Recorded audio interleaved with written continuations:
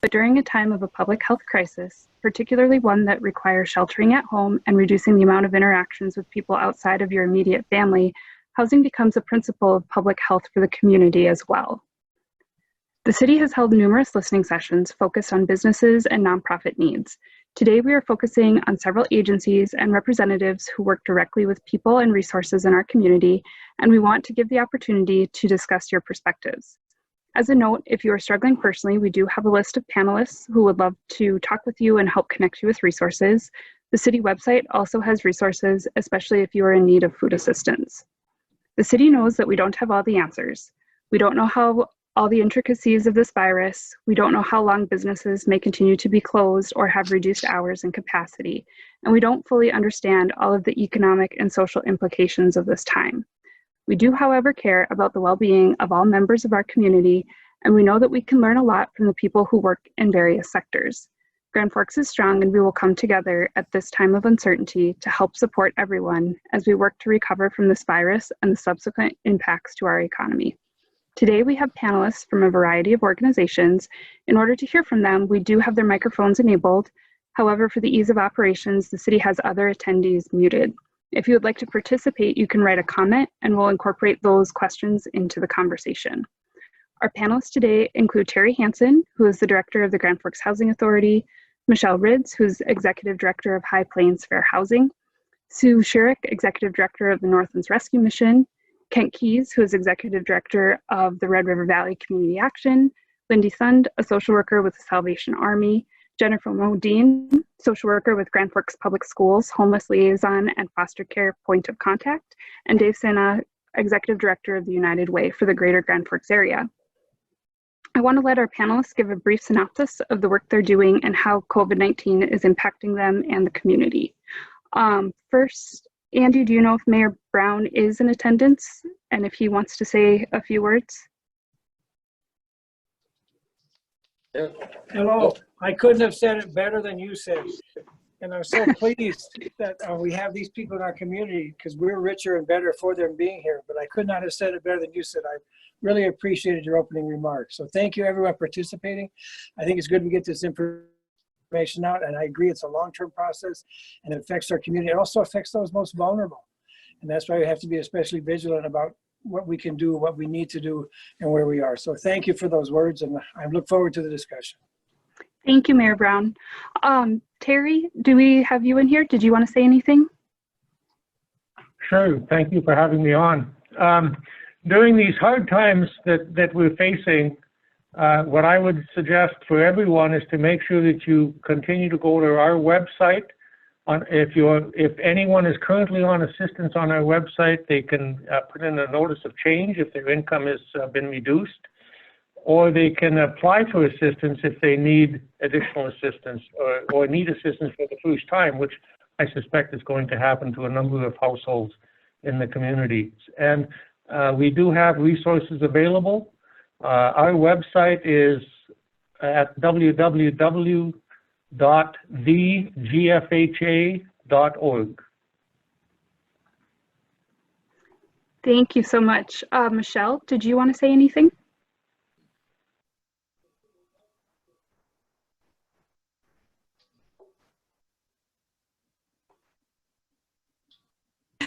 Oh, sorry about that. I'm the executive director of High Plains Fair Housing Center, and our mission is to strengthen communities and to ensure equal access to housing through training, education, enforcement, and advocacy. High Plains is a right, or fair housing is a right protected by federal and state laws. Fair housing means that you may freely choose a place to live without regard to race, color, religion, sex, national origin, or because you are disabled or have children in your family. High Plains runs a hotline, and in the last month, we've seen an increase of calls relating to housing discrimination in the era of COVID-19.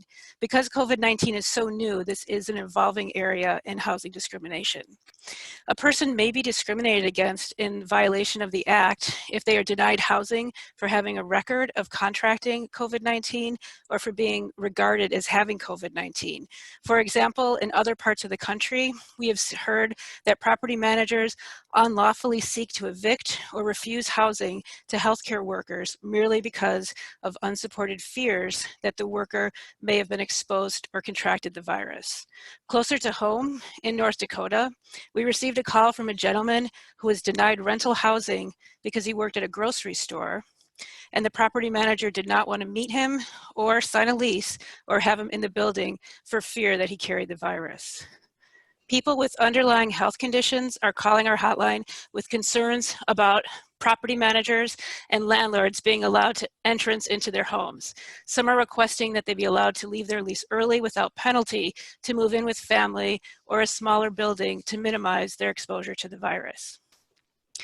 When the massive layoffs started to occur last month, High Plains started to get an increasing number of calls from people concerned about the stability of housing. We put an informal survey out, and 50 or so of the responses came back. 50% were unable to pay April rent. 68% of the respondents reported that they would be unable to pay rent in May. Many of these people who responded to the survey or called our hotline were always on time with rent and never faced housing instability. Now these people, our neighbors in Grand Forks, are for the first time facing unemployment and the possibility of late fees, evictions, and homelessness.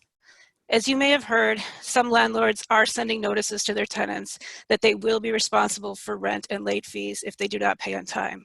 We know that this is true because we have received calls from individuals that are being threatened with these late fees. It is happening, and it's happening here in Grand Forks. We also know that there are some landlords who are working with their people and working out payment plans and being flexible. But in order for all of us neighbors to stay safe, we need to have a clear and coherent policy for all of Grand Forks. Thanks. Thank you so much. Sue, did you want to give a brief introduction? Hi, I'm Sue Sherrick from Northam's Rescue Mission, and we continue to be able to house people in the community, and we're working very hard with people who want to get to their home communities to provide them transportation to go home so they can feel that sense of security of being around their loved ones during this difficult time, and so that they are not required to live in a congregate living facility. The structure of a congregate living facility presents its own set of issues during this time, and we're very thankful to have had the opportunity to work with Altru and Spectra Health and Public Health to put together a plan for what happens if someone presents with COVID, what to do if people are sick at the mission so that other people don't get sick, and how to make this as easy a time on our staff and on our resources and on our clients as possible. So we're very thankful that there's a public health plan in place. More than ever, we're finding that food resources are becoming a big part of the work that we're doing at the mission. We are working and putting out, well, on Easter Sunday alone, we did 42 meals in-house, 60 meals over to a project in town that houses formerly homeless families, and another 40-some meals out to the general public. Providing meals to go every day at noon and 5 p.m. is a big part of what we do. Providing food baskets for people in the community, that number has gone up significantly to about double what we were doing in the past, and trying to continue to provide pop-up food pantries around town so that we can continue to meet people where they're at in terms of their ability to get food resources, and we continue to do the backpack program. So this doesn't just happen on our own.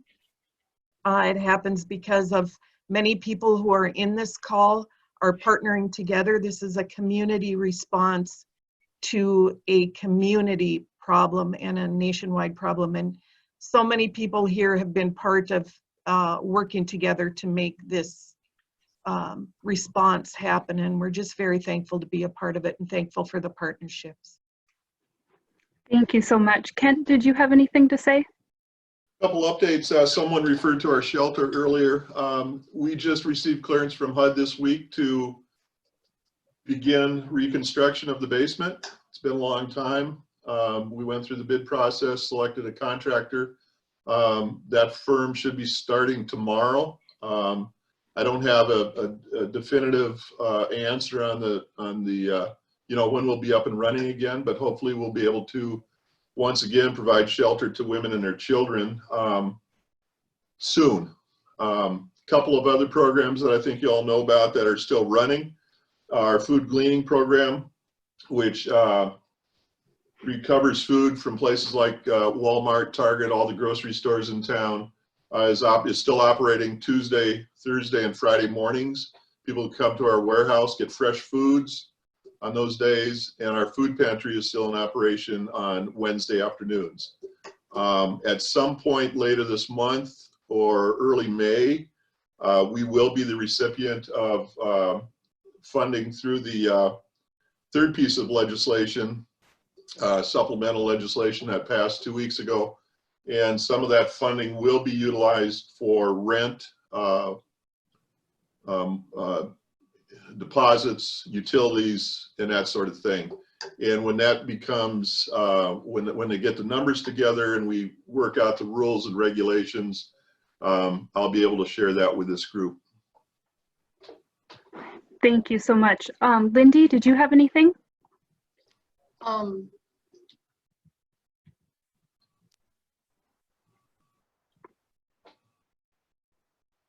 I think you're, there you go. You got me now? Yep. Salvation Army, as far as like the most that we're doing here is like the food baskets. We're up to 358 since it started on March 18th. I do get a few calls in regards to like rent evictions, utilities, disconnections and so forth like that. I don't have a lot of funding right now at this time. I'm waiting for my grants to go through. There was one person that I did work with, Bobby, from the mission on due to the COVID and so forth too. But as far as like, I'm not getting a lot of housing numbers in, but I'm anticipating, you know, if this keeps on dragging on and so forth, you know, we're going to be busy. So, yeah. Thank you so much. Jennifer, did you have anything?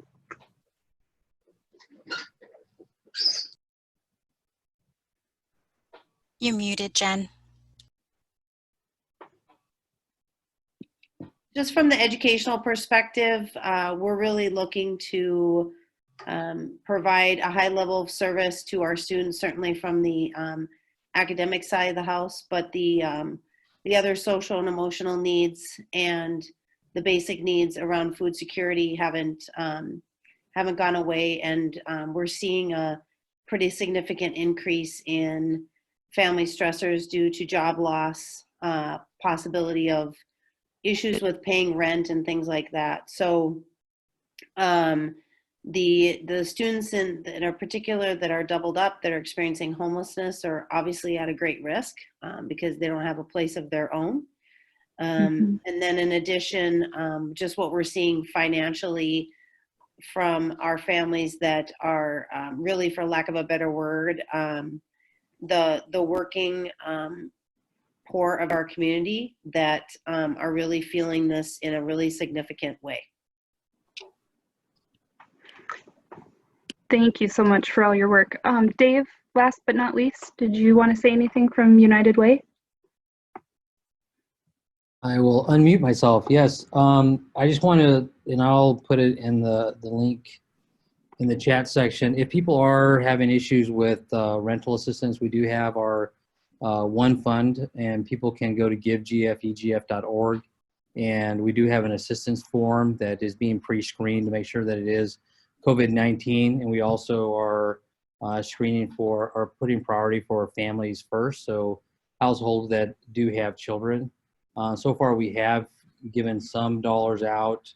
I think we've helped 7 households with rental assistance, and we've also pushed some food out both to the East Grand Forks Backpack Program, Northlands Rescue Mission Backpack Program, as well as the Grand Forks Senior Center, Citizen Center, East Grand Forks Food Pantry, and we'll continue to monitor the situation to give out dollars for both food and for housing needs that are helping. Our goal is to try to raise $100,000. We do have a $50,000 match that is going, that's been set up by donors of United Way.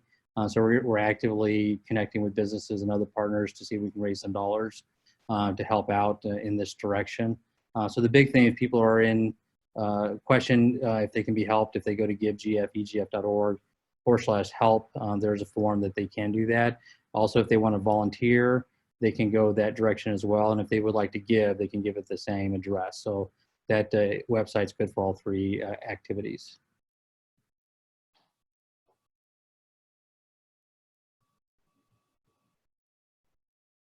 I think we're going to go ahead and get started then. So again, just a reminder, we have muted all of the participants other than the panelists today. And so if you would like to ask a question or share the resources, if you're representing an agency today, please share it in the chat. This will be shared on our website along with the video recording today so that anybody can come and see it and read it, and you can share it with anybody that you think would really benefit from this information.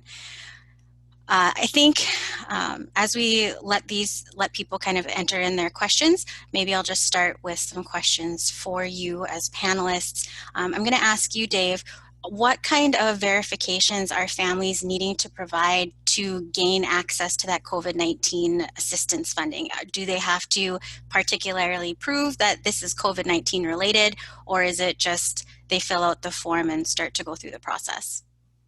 No, we actually, in order for them to get approved, there is, and once they're pre-screened, there will be an application process to go through.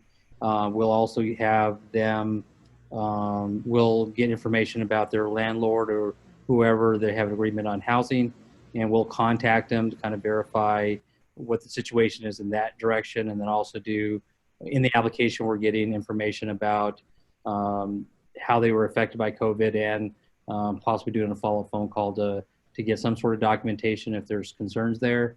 But we just want to make sure that we get as much of the dollars to people that are needed during the crisis, and that we do families first. So we have a pre-screening and then an application, but the application doesn't guarantee it. But we are getting, like I said, we think we put out about $11,000 so far, and we're hoping to give out more. So we encourage people to, if they're being affected by the COVID-19 for rental, to reach out, do the form, and then somebody will be getting in touch with them to give a little bit more documentation about the need. Okay, and just to segue off of that, can the one fund be used for mortgage payments as well, or just for rental assistance? It can, as long as the mortgage has not been, if the mortgage is able to be deferred, then we would not help in that situation. So we want to make sure that the dollars are going specifically to immediate needs, most urgent needs. So if it could be deferred, we would give dollars out to somebody that had a specific need on rental assistance that was more urgent. Okay, thank you. Another question from our chat is for Kent, wondering what the criteria is for rental assistance through your agency. One of the things that we've been able to do legislatively is to up the means testing from 125% of poverty to 200% of poverty, which is a significant jump in terms of family eligibility.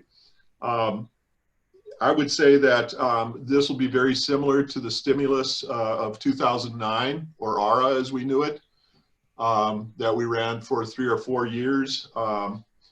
They have made it a point to be expedited in terms of receiving and approving applications, and also to be flexible. There is some talk of if there isn't proof of 200% of poverty or below, that we could go to instances where they receive a letter from their employer that they've been laid off, things of that nature. So once the money's here, I think it's going to be very flexible. Thank you. I am going to ask kind of a general question of our panelists today. With the clients that you have been serving and working with within the last month and a half? Obviously, you're all here because you live in the realm of housing insecurity. My question is, for those clients that you're working with, how many of them have been coming to you struggling with communicating with their landlords or in their banks, in this case, to kind of have that kindness that Mayor Brown had alluded to in some of his last meetings about coming together as a community? Has anyone had any issues that they've been playing the intermediary for?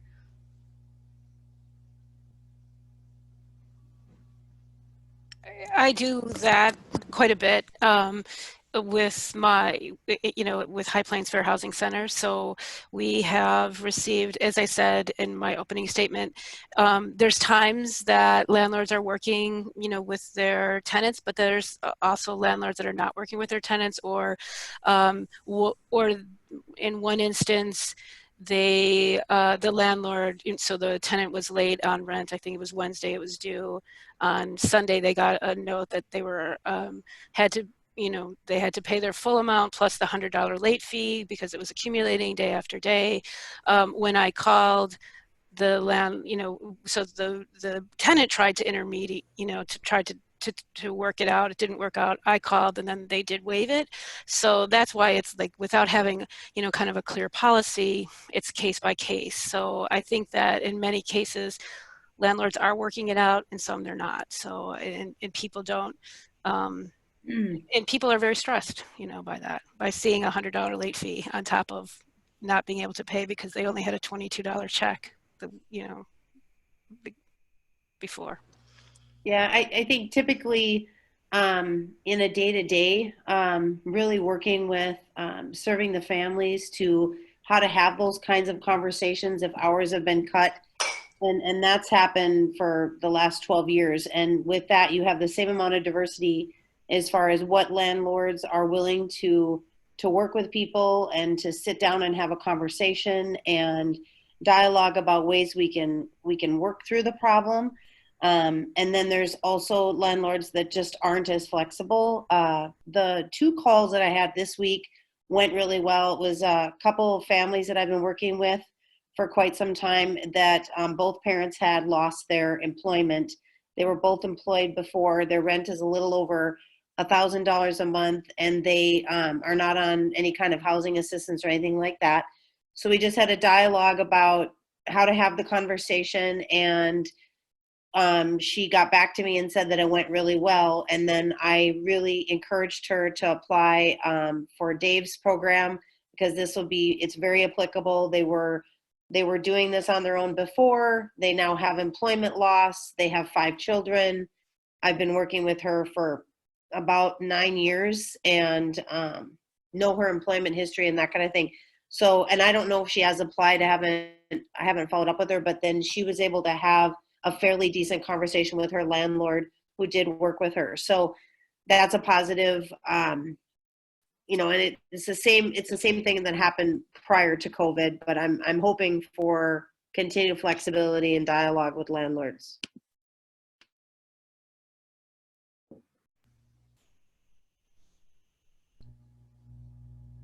Go ahead, Dave. Did you want to add?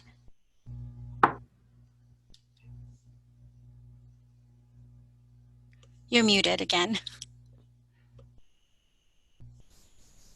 Yeah, we would encourage people if they feel like they're being impacted. Of the ones that we've helped so far, we've had some families, people that are definitely reduced in hours or lost employment. So if you find yourself in that case or have people that are going through that scenario, we do encourage you to go to that givegf.org/help and to apply there, fill out the form, and then our staff will get back to you as they screen it. And so we really encourage people to do that. We do have dollars available, and we're hoping to raise more dollars to make sure that people have some help, because we know the more we can help now, it'll limit both the stress they have right now and also limit a kind of a compounding effect that's going to go on over the months to come. So the more we can help now, the better off they'll be. For the fund through the United Way and for any of the funds that are helping with rental assistance from any of these agencies here today, is there a cap on how much or how many times families may come to you for assistance, since we know that this is going to have further impact than just this month or next month? for us real quick. Ours is a one-time payment of 50% of a rental mortgage payment up to $750 per household at this moment. That's where we're at. But we are reevaluating sort of what's coming in and the needs. Probably do that month by month as things change. But currently, that's kind of what our criteria is currently.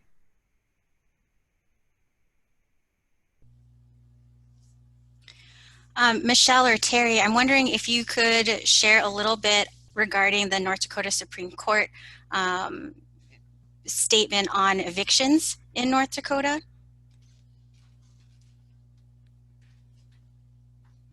My understanding is North Dakota Supreme Court issued a ruling, which they can do on their call, and they issued a ruling because of the social distancing.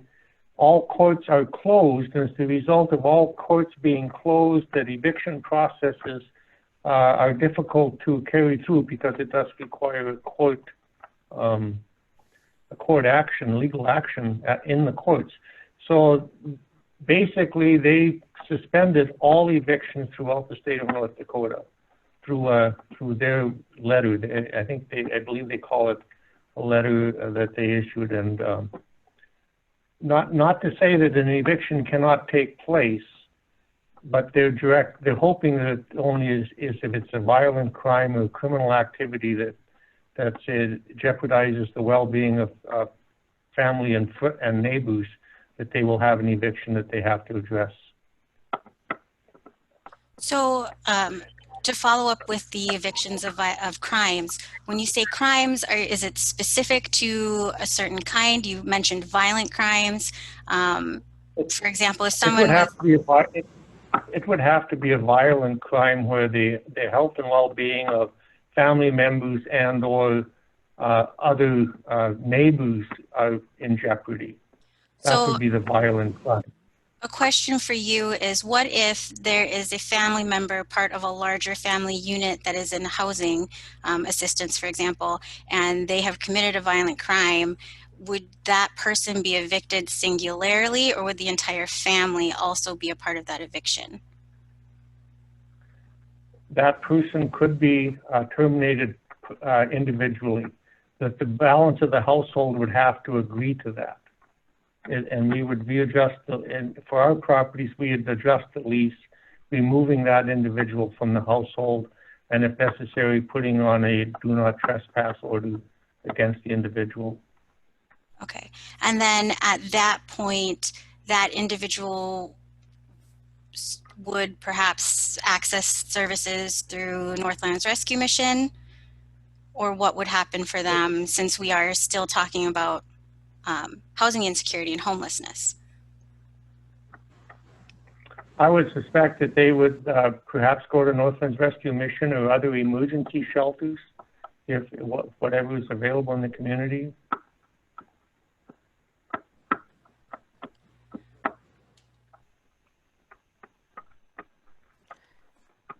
One question that I did see in the chat here, specific to housing insecurity for any of the panelists today, what are some of the needs or ways that the community or the city, definitely the city, can help support you in combating this housing insecurity that we're currently having, and that is also set to possibly increase within the coming months due to the COVID-19 shutdowns?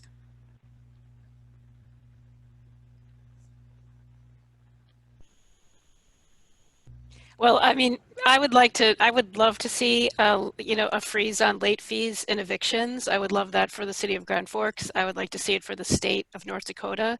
Although the Supreme Court did issue, the order number 27 to stop evictions, we're still seeing soft evictions. So notices on people's doors that say you have 3 days to evict. So that I think is really important. I think the late fees are a way that can bring people into poverty and keep them into poverty. So I think that would be an awesome way to help our neighbors in Grand Forks and in North Dakota to get the eviction stopped, to get late fees waived for at least the next couple months. Hello. Howard Swanson, our attorney, says we have no legal authority to deal in those areas. So legally, we're not allowed to waive late fees or stop evictions. I would like to add, you know, when anyone gets a letter of eviction, you know, a notice of eviction posted on their door or in the mail, that is a legal document that all landlords are basically required to present. You know, I've talked to our attorneys about the harshness of our letters, and we, you know, if somebody is late or delinquent on a rental payment, you know, it would be nice for us to just go and, you know, tap the guy on the shoulder and ask, you know, why are you late? You know, what should we do about this? Can we help? But in order to begin a legal process, which ultimately any delinquent payment may end up as being, the letters have to be worded in such a way, and they do come off very harsh. So what I would suggest to anyone that receives an eviction notice, don't, you know, you have to address the eviction notice, but go and talk to your landlord, talk about the circumstances, because he's probably just sending his canned letter that says, you haven't, you know, he's just notifying you that you missed your payment. What are we going to do about it? So go talk to them and ask them if there's some kind of not a waiver, but a deferral or some way that they can work out the payments. I also would want to encourage anyone, whether you are currently on assistance, and I said this at the opening, if you are currently on assistance and have difficulty because of lost income, or if you are, as someone mentioned earlier, Jennifer mentioned the family that now is homeless. They both had jobs, and now they are fearing homelessness because they both lost their jobs, to apply for the assistance that's available through the Grand Forks Housing Authority. We have been, over the last 2 months, we have been trying to clear, we can't put you in front of anybody on the waiting list. We have to follow that requirement. Has not been waived. We still have to follow the waiting list. But we have been trying to clear our waiting list so that we can address on a more current basis those individuals that apply for housing. So get on make an application, get on our website, apply for the assistance if it's the first time, so that you're at least on our waiting list when we do get to the point where we are current. And we are about, I believe last I was told, we are about 3 months out on our waiting list, trying to reduce the number of months that you would have to wait. Another key thing people can do is talk to their legislators at the state level. I think it's very important for those people to hear how we are impacted locally. Several of the agencies here receive funding that is for homeless prevention and rapid rehousing for people who do become homeless. So it's either to prevent homelessness or to help people who become homeless become housed in a much bigger hurry, much more rapidly. So advocating for those dollars, we're almost at the end of this grant cycle, and we'll be heading into the next grant cycle. We'll be applying. As those grant funds are being made available for different entities across the state, it's important for our legislators to hear what the needs are locally. So please let your state legislators know, so that when those grant funds come available, they know what to advocate for. They know how to address the needs within the state, and try and meet the needs from that perspective as well. I see a question in the chat box that was asking whether there was a metric by which a measurement of the housing insecurity issues that we're talking about were measured by. Does anyone on the panel know of one that is current that could be used and address the COVID-19 situation?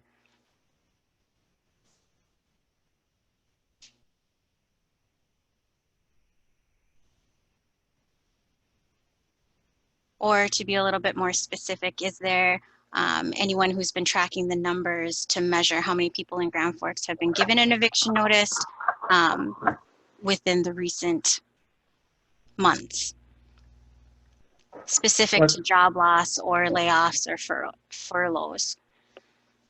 To date, the Grand Forks Housing Authority has received, I believe it's approaching 100 notices of change from our existing clients. And we administer approximately 200 units of assistance. So that would be approximately what, 5%? We have received 5% request, 5% of our clients have requested an adjustment to their assistance level based on unemployment. So would you say that's more or less than normal? Considerably more. What is it generally? Oh, probably less than 1%. Easily less than 1%. I'm going to dovetail off of that too and ask a question of our panel. As Jeannie and I were having conversations with different shareholders in the community with different interests, all of which I would hope and I think are to support Grand Forks as a whole. However, some of the conversations that we've had have also included anecdotes from their conversations in work where people have mentioned or felt that maybe the people that weren't able to pay their rent should have been better at budgeting in their life, or maybe they have, as students, maybe their parents are paying their rent for them, so it's not a big deal for them. And kind of some of these sentiments, what would you as panelists say to that? And also, is there truth to it?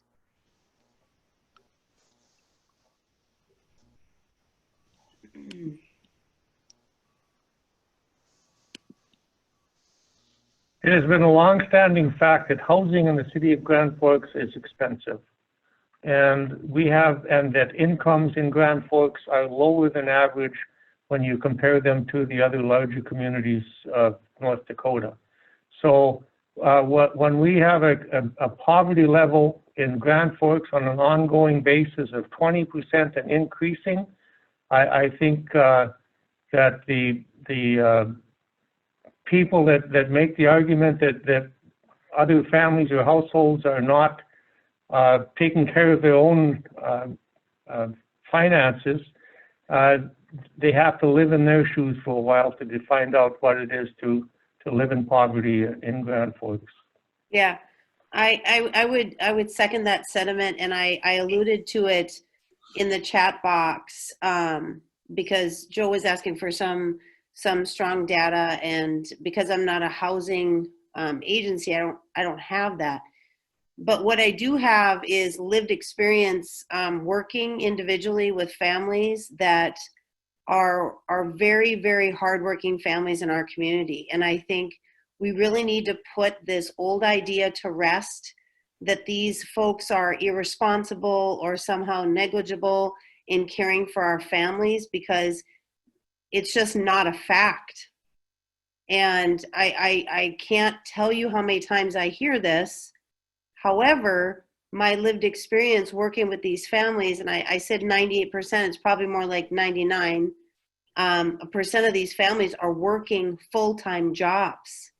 And some of them have two parents that are both working full-time jobs that have children in my school. And so this idea that it's about irresponsibility, and what I say to folks when we have these dialogues is that these folks work just as hard as you and I do. They just don't make $200,000 a year. And when you're in the fair market, so let's say you don't make, maybe you make just a little bit too much to qualify for housing, and our housing authority does a really good job meeting the needs of our families. But if you make just a little bit over, you're into fair market. And I will tell you, I will probably, maybe Lindy, but I think I'm probably the only one here that walks into these houses and apartments with folks and knows what they're paying for rent.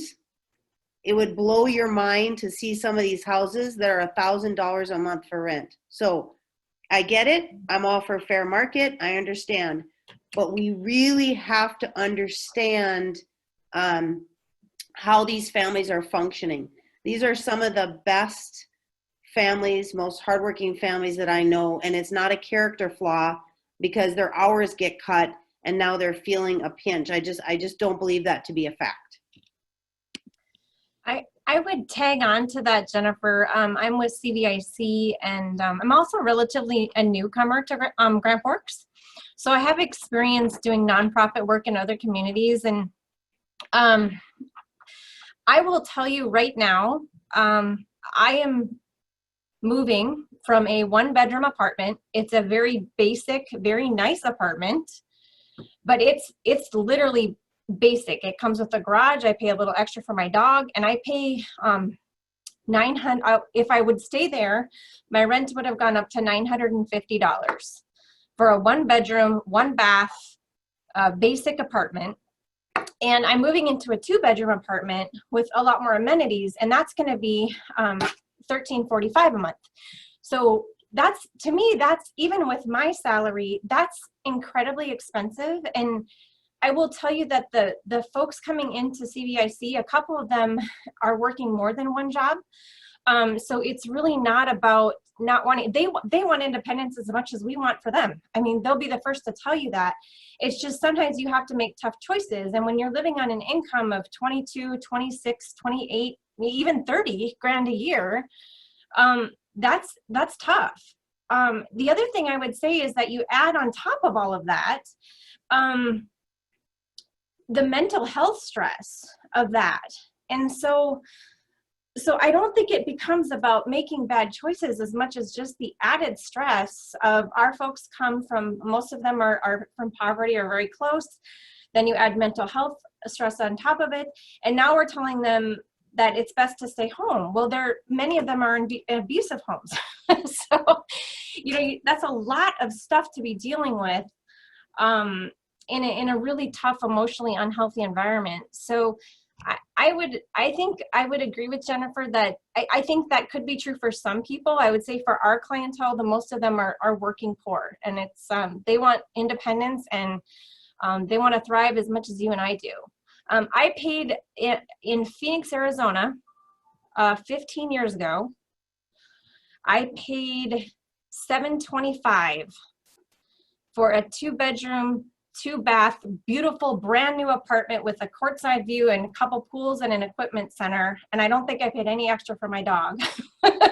So, I mean, in comparison to that, I mean, it's expensive. And I'm very, I'm very grateful for my income, but a lot of people, that's a stretch. That's a big part of their pay.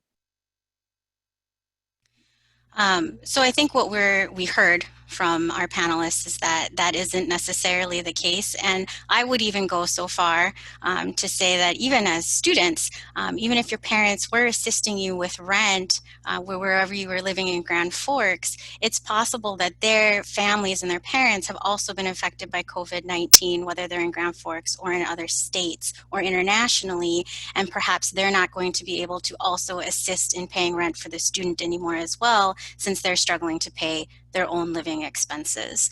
I also think that we have to take into consideration the fact that many students, college-age students that are renters in town, will not be eligible for the COVID-19 supplement check from the government because they were claimed on their parents' taxes, and so that additional $500 isn't going to be helpful for them to help pay their rent or to help buy groceries or buy gas or anything like that. So I do think that that's a consideration that also shouldn't be overlooked when we talk about our student population and their needs. We have a heavy focus on families and adults in our community, just with the service providers that we have represented today.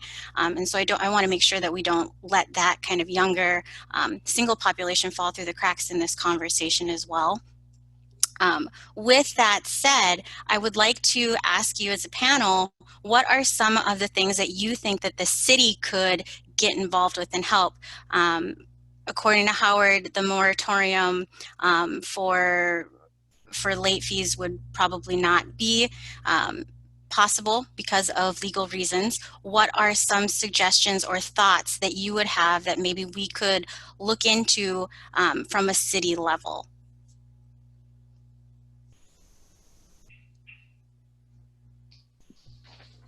one of the things that I think would be super helpful is if we could just get some information out to our landlords about, and many of them work with us pretty closely and know some of this information, but just get information out to the landlords to say, if you have a renter that's not familiar with some of the advocacy services or what Sue's got going on or what they have going on with United Way, here's a list of resources. So if you're having that dialogue and someone's getting behind, you know, because we're always trying to push this out to our families, but what if they don't know about it? They don't know that they can, if they're at risk of homelessness, they can go see Bobby over at the Mission, or they don't know if this is COVID related and their hours have been cut by 30%, they can put an application into Dave. So maybe if we could just, those specific things tailored to rental and housing insecurity, because there's tons of resource sheets. I'm overwhelmed with them in my inbox. I can't even read them. There's so many, but just something very, very clean so that if there's a renter that's at risk, to make sure that they can at least as a landlord communicate that if we haven't been able to get to them, so they can at least try those options, because part of it is advocacy and that informed consent to our consumers so they know what's available. And we're trying really hard, but we always miss some. So maybe that could just be just like a guidance to say, from the city to say, if you're having difficulty with a renter, here are some nonprofit partners that are available or something like that.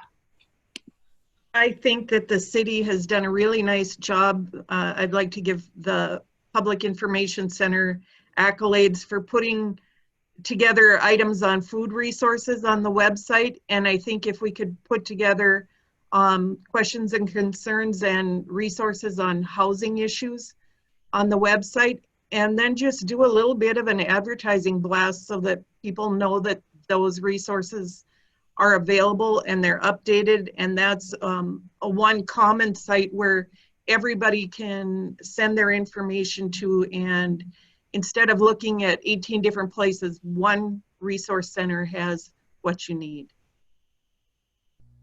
Well, I believe one of the things the city could do is maybe not legally, they can't mandate for eviction moratorium, or they can't mandate that no late fees, but they certainly could put the word out to all landlords to have an understanding of the current conditions and to ask them to provide some additional comfort to their tenants, because those tenants have supported them over the number of years that they've lived in their units.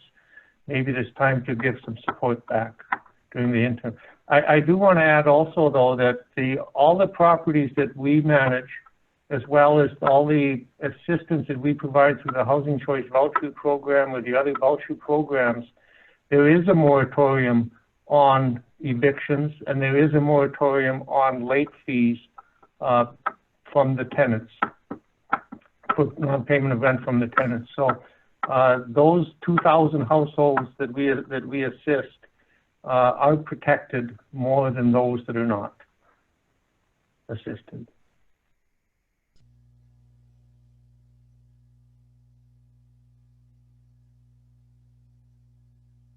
Does anyone else have any suggestions that they'd like to see the city kind of discuss, even if it's a big dream one for housing insecurity and homelessness? We want to hear it so that we can start having those discussions, because clearly this is a larger issue than just being COVID-19 related. Really, COVID-19 has perhaps just escalated the growth at which we are seeing housing insecurity happen, and we really should be working on this regardless of what the current climate is. So one of the things that Terry Hansen has done at Winterland is he's provided sort of a housing first model for some of our families experiencing homelessness, and it's running him about $14,000 a month to house our families. He's not housing all of them, but he's housing a lot of them. And just recently, he hired a case manager that serves just that population, and that's been a real challenge in our community to get providers to actually do case management for families experiencing homelessness from a evidence-based perspective, because we know that, housing first is important, but then what the research shows is how we support families after that is really what makes a huge difference. And with FAME there, that's fantastic, but due to funding and other things, we just haven't been able to get specific case management, intensive case management, such as a model that they have like with the VA, to really serve our children and families. And there's been discussion. I know Sue's doing a lot now. Bobby is coming in to help with some of that rehousing, but to really have an intensive case management person, FAME's doing that, some of that now, but to work with our families experiencing homelessness. I mean, like I said, 123 kids, and thanks to the Housing Authority, we have less, and we appreciate that, but I would really like to get all those families housed. But just putting a roof over their head is not going to solve the problem. We really need to be looking at a model that's evidence-based and a high level of case management, which I'm glad FAME is doing. But FAME is a Housing Authority employee, and I'd like to see a partnership from other nonprofits as well. Our team at the United Way, we're looking at this problem as well, and we would, welcome maybe having a follow-on conversation with all of you guys as to where we can move, especially over the next 6 months to 12 months. I think there's going to be a huge ripple effect that's going to happen, and we're also looking at this case management situation very specifically on how to stand up a social worker. And we're still working on the funding for it, but we're looking at that as well as how can we help families that are dealing with homelessness in our community around housing and security. So that's something to stay tuned from us, but we are going to probably be reaching out to people to find out more guidance from all of you as to what you guys are doing and how we can kind of fit in. I think there's lots of things going on very well in our community, and we're sort of trying to kind of, like I said, be collaborative with everybody, but I do think there would be an opportunity for an ongoing collaboration among all of us as a housing providers and people that are concerned about it. So from a city level, I think if there would be an opportunity, and I'm not sure the time frame, but to have a follow-on meeting of how can we get a one-piece document, beyond the resources on the website for the city. That's really good, and I think that may continue, but what are other things that we can do in this area? Because I do think it's going to be a rippling effect. So I would encourage to have maybe a follow-on working panel to kind of address this. I'm also curious too, for my colleagues. I know we all do a little bit of financial education, or at least that seems to trickle into our work here sometimes. I'm curious if something like that would not, that's a more long, you're asking about big dreams. So I understand we're talking about immediate problems now, but I think about big dreams and to help that chronic part of it, just some general education around it. I'm thinking of Dave Ramsey or, something like that, that's easy to digest, that it kind of levels the playing field, that this is something we could all work on. I do wonder if that could be a collaborative effort as well, because in terms of teaching people how to best use their money, I've worked in other programs where there's poverty impacts, and the first thing that happened at Jeremiah program, the minute they get that tax return, that's going to fund stuff. I think we're in a more extreme situation now, but the stimulus checks, a lot of them came out today. And so I am wondering, if there could be some education to go with things too, just in terms of saving and helping them dream about a better life, maybe a mortgage, maybe saving for a home, those kinds of things. That's more long range, but in terms of my dreams, that's what I'd like for our clients. A lot of the banks have those programs available. Like I know US Bank off the top of my head does one. So there are a lot of those available free of charge through different financial institutions in town that I think have been very happy to step up and assist with. Yeah, I think that Koya hit the nail on the head. So instead of like what one of our biggest challenges in Grand Forks is we see poverty as like a character flaw. We see it that somebody did something wrong. And instead of seeing it as a character flaw, if all of us could just take a minute and think about all the people that helped and empowered us along the way. At some point, somebody told you how to balance your checking account, or I know people don't have checkbooks anymore, but someone told you if you make $800 a month and you subtract $750, you only have $50 left. That you're not just born with that. And somebody else taught you about, you know what, if you're going to move on to a new job and you really hate the old job, you probably shouldn't quit that job. You should wait till you have a new job. So instead of blaming and looking at it, I really love what Koya is saying here. It's really about empowerment and skills for folks. That's where the research is. That's where everything is. So, and really let this be driven by the consumer, giving a person a voice and a choice in their life about ways in which they can make a difference, and how do people access systems? You know, banks. Do people know how to access that? Do they know how to take a class? What does childcare look like? There's all sorts of barriers. Folks are intimidated. And my experience has been that if you really walk beside people and give them voice and choice in how they move through their life, they really, they will surprise you how amazing they are as individuals and families, but they oftentimes don't understand how to do those things. And so we really need to be empowering folks, sorry about the dog, and giving them opportunities. And I think that will make a huge difference. I have one dream. My dream is to, our wish list is to have for the city to fund a lawyer to walk people through the proceedings. So everyone who gets an eviction notice, has to show up in court.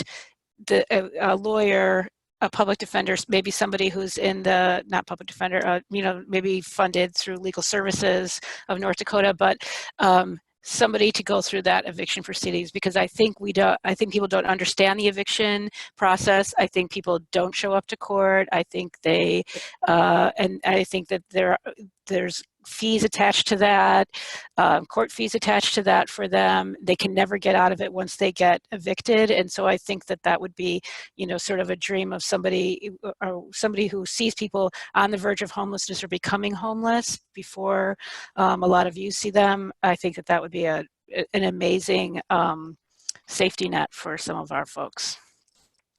Especially when you're evicted from housing, it's extremely difficult then to get a new apartment because you have an eviction on your record. And so that just kind of compounds this housing insecurity and homelessness for a lot of individuals in our community.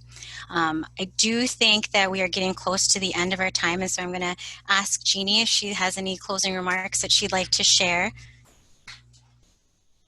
Thank you so much to everyone for participating, and thank you especially to our panelists and city staff for your time and effort in setting things up. We are really close to 4, and I'm not sure if they had another meeting booked. The presentation will go on the city website, so it will be available to go back and rewatch.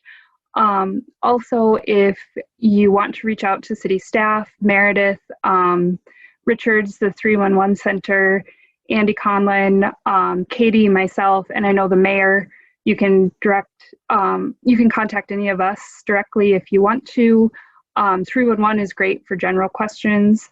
I'm sure panelists are open to questions, or if anyone has specific needs that they need to talk to someone about. These are all people that if they're not the right person, they can probably get you in touch with the appropriate resource and contact. The chat, it did look like there were a lot of resources and contacts, numbers and information provided there. One thing we didn't really touch on at all was jobs. I'm sure a lot of people are in flux between different jobs or getting laid off. Job Service North Dakota, I believe, is essentially the most reliable to go through for job assistance. That's also where unemployment is rooted in North Dakota.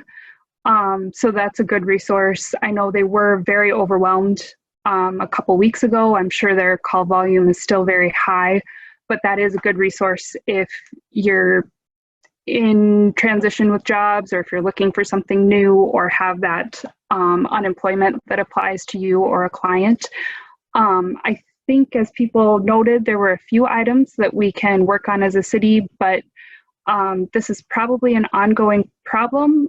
This is an ongoing situation that we're not exactly sure how long it will last, and I think that will impact kind of that ripple effect we were talking about, if it lasts months or years into the future. So I think it will be important for the city to keep meeting with all of you as partners to figure out the best way forward. I think everybody kind of got a last few comments. I don't know, Kent, you haven't said anything for a while. Did you want to say anything before we get going? Very briefly, I was on kind of a similar conversation to this with my colleagues from the East Coast, and we haven't seen a tenth of what they've seen. They were asking, well, what's going on in North Dakota and the Midwest, and compared to what's going on in Ohio and Michigan and the East Coast, it's, I don't know how big it's going to be here, but the sister agencies to the east of us are absolutely crushed for rent, utilities, mortgage, down payments, food, clothing, transportation to work. To the extent it happens in Grand Forks, I don't know. Our numbers are still fairly low, but we certainly haven't seen the brunt of this in North Dakota yet. Mayor Brown, did you have anything you wanted to say before we close out? I do. I want to say thank you. It's so informative, and our community is better for your passion and the services you provide, the safety net. So thank you for including us. And then the thing about our lawyer, maybe we'll have to look and see whose shield this is under, because I don't know if the city can pay for it, but I'm sure Housing Authority, what other activities, because that's a very valuable suggestion. So I would thank you for bringing that forward. And again, thank you. Thank you so much, everyone. Please reach out with ideas, and we will collaborate again in the future. Thank you.